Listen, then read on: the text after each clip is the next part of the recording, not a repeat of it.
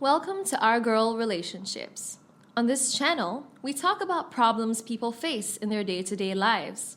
Let's start with a video. I have always wanted to give birth to children of my own, so it was terrifying when I kept having miscarriages. The doctors couldn't find exactly what the issue was. It just seemed like my womb wouldn't be able to carry children.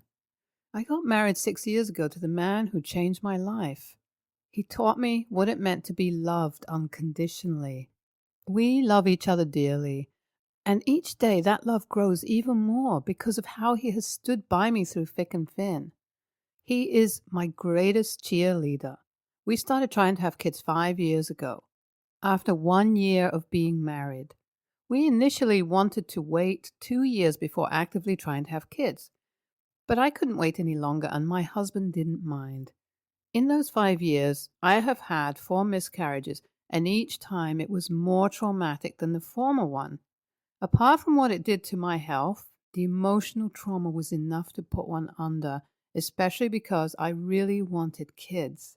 I didn't mind adopting children, but I also wanted to carry my own child. My husband never once got frustrated with me for not being able to carry our children. In fact, it was the opposite. He sometimes would get mad at me for worrying about it too much. I remember how excited we were when we got pregnant with our first. The whole family heard of it.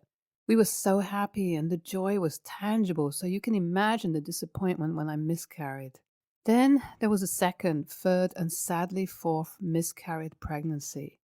I was beginning to give up, saying maybe it wasn't in my destiny to give birth to my own children. Accepting that was really hard for me. Sometimes I looked at myself in the mirror and wondered what was wrong with me and why my body was rejecting my babies. A lot of times I would put my hands on my belly and pray to God. I would pray for a miracle. After my last miscarriage, I made a personal decision to stop thinking about making babies for a while and just live life normally. I decided that my baby would come when it was time, and while I was waiting, I would enjoy my life and my marriage. I would live to the fullest, and nothing was going to take our joy as a family. Not even when we had family gatherings and people would make sly comments about my miscarriages and inability to have children. I was going to be strong and determined enough to protect my peace, my mental health, and my family. I tell you that it was the best decision I ever made. You know why? I was so much happier and better for it. I got pregnant and didn't even know for 2 months because I consciously stayed away from pregnancy test kits, though I was always on my vitamins. This gave me the idea to not tell anyone until we gave birth to our child. Only our doctor and bosses knew that we were expecting because of some permissions that my husband and I had to take for appointments and the like.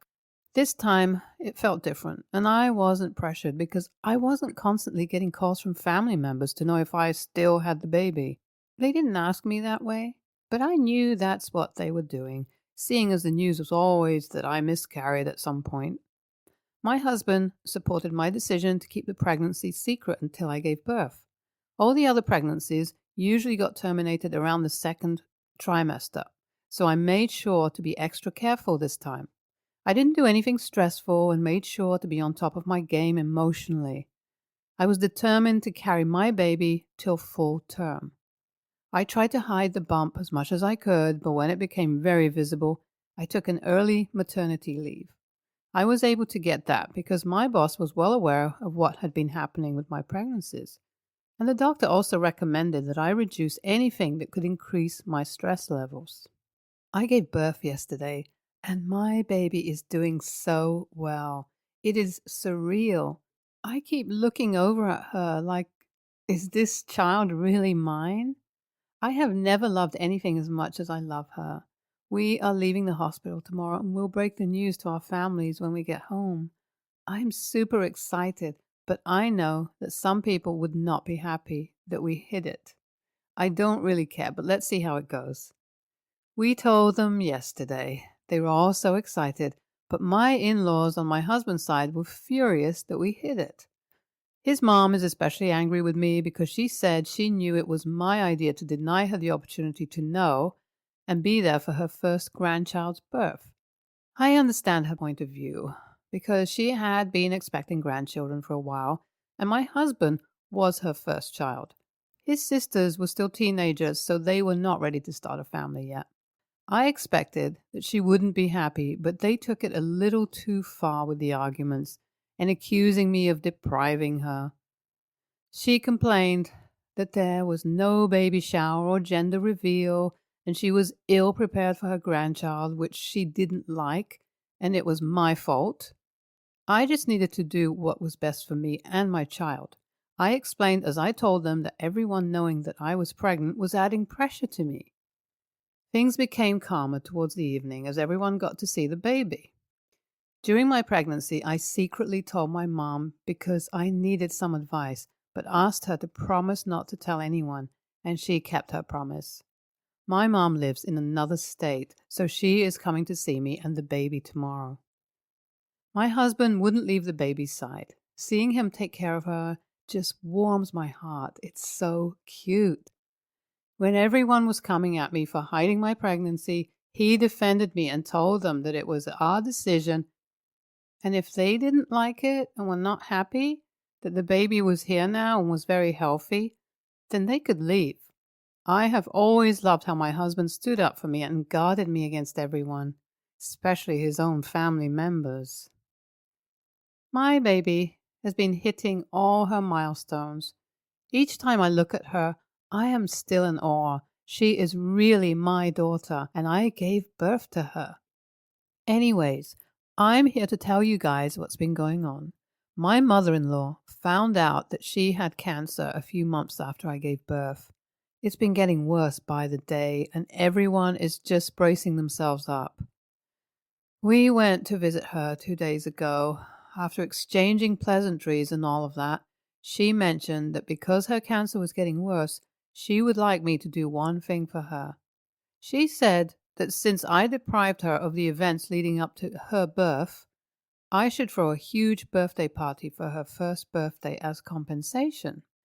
I didn't want to do that, so I refused. She got emotional and started making a fuss and arguing. My husband expected me to just indulge her and do whatever she wanted, since it was like her dying wish. But I didn't see it that way. It was good enough that she had a grandchild, and there was no need for a big celebration full of people that my baby didn't know. She always got agitated whenever there were so many people around, even people she had seen before. Once there were too many people and they all were trying to play with her or get her to do something. She usually withdrew and would cry until they left. I wasn't going to put her through that on her birthday when I knew she would be miserable, even if it was to please my mother-in-law. When we got home, my husband tried to change my mind, but I really didn't want to. It was going to be too stressful for me having a baby who didn't want the crowd and then taking care of all the guests. I was the hospitable one, and my husband was no one to host a group of people. Plus, her birthday was in 4 days. How were we going to pull off a big party in 4 days without any planning beforehand?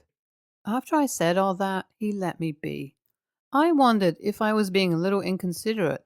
I know that the reason he tried to change my mind was because his mom was really sick, and he wanted to make her happy. My sister-in-law called to find out what our decision was concerning my daughter's birthday, and I said it would be a family thing with as few people as possible because firstly, we had nothing planned, and I honestly wasn't comfortable with having too many people at my house. If it was her birthday, she would want to do something that she was comfortable with, so I refused to make my daughter uncomfortable on her birthday. And it would break my heart if all she did was cry just so that mother-in-law could be happy with a big celebration. NTA, whatever you decide to do on your child's birthday is your choice, and you shouldn't be forced into celebrating big if you don't want to, and especially if you know that your daughter would be uncomfortable.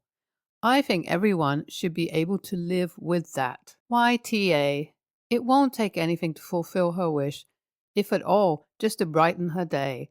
I know what it means to have cancer and how painful and depressing it can be. I'm just happy for how your husband supports you and cares for you. It would be nice if you guys can find a middle ground so everyone can be happy.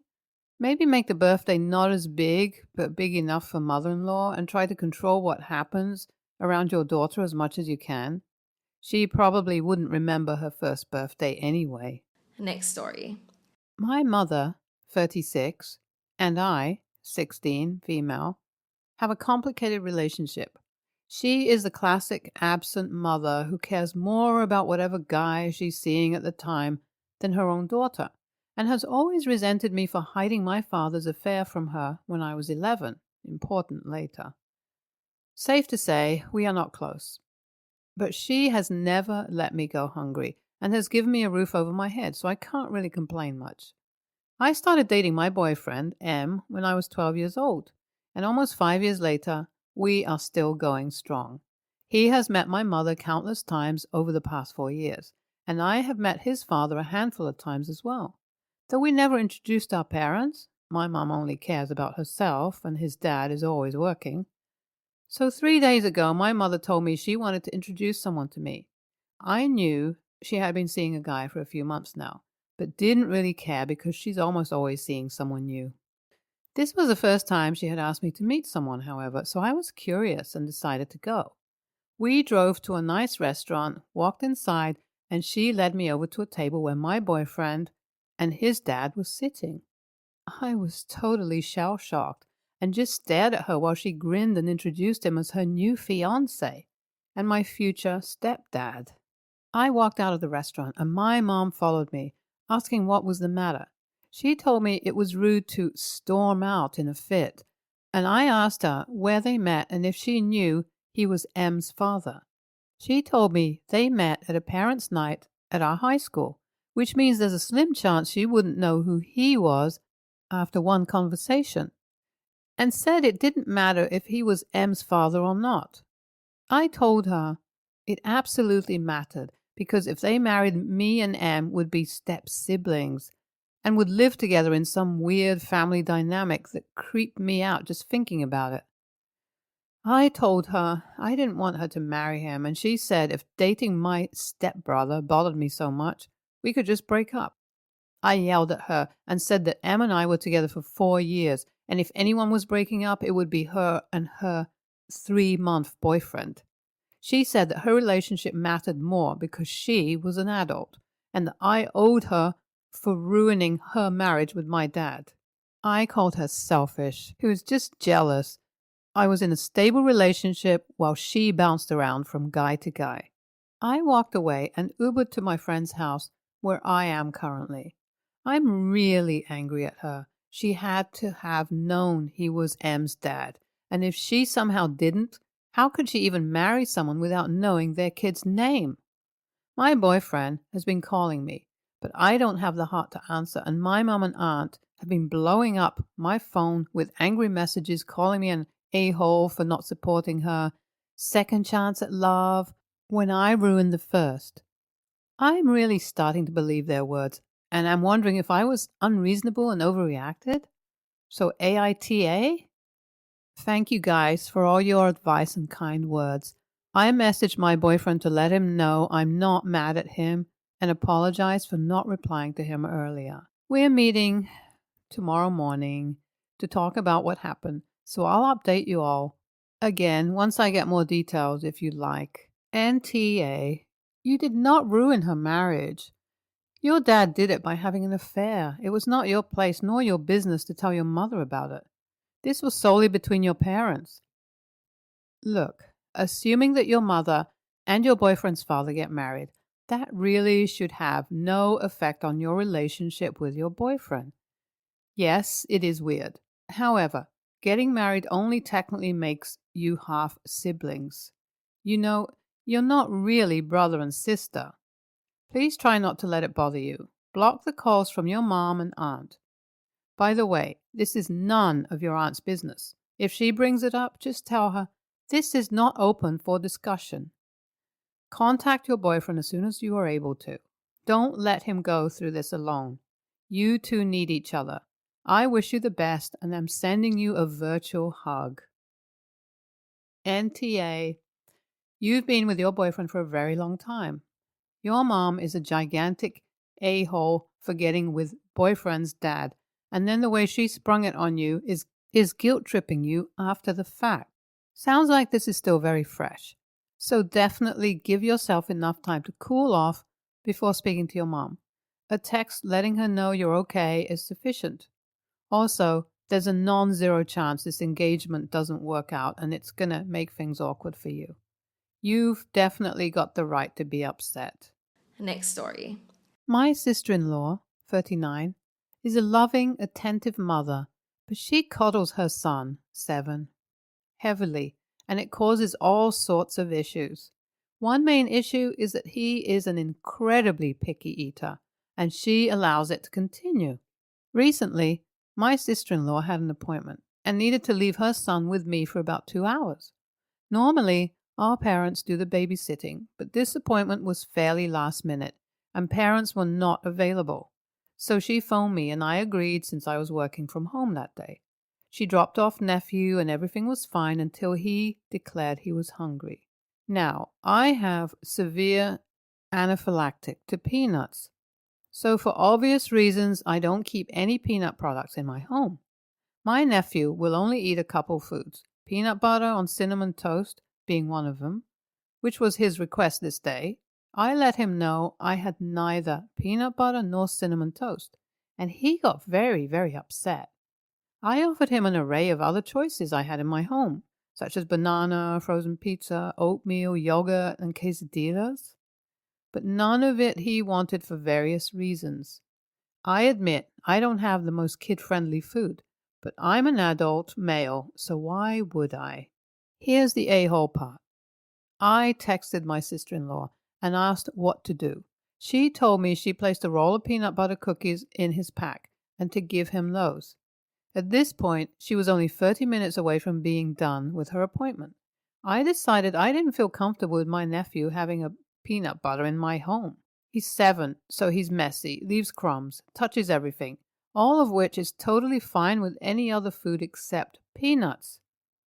If I touch any kind of peanut product, I'll get a skin reaction.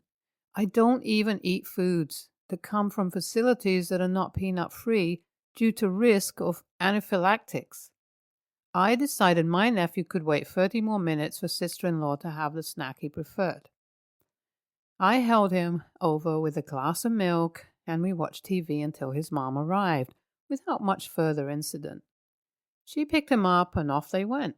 Later that evening, my sister-in-law's wife, calls me and accuses me of starving her son intentionally.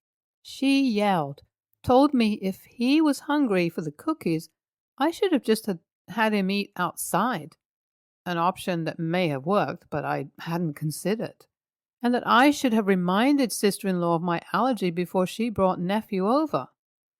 I defended my decision, but the conversation ended poorly. I haven't spoken to her since, but I'm just trying to figure out if I am in the wrong and if I need to apologize. Sister-in-law wasn't being malicious. She simply forgot to pack safer food for me to give him, and he refused any food I had in my home. AITA? NTA? You're allergic to peanuts, for gosh sakes. Like, what did she expect? For you to go into anaphylactic shock so the kid could have their favorite food? You tried to offer other options they didn't want, which are, fun fact, typically kid-friendly. On top of all this, it wasn't like an all-day thing.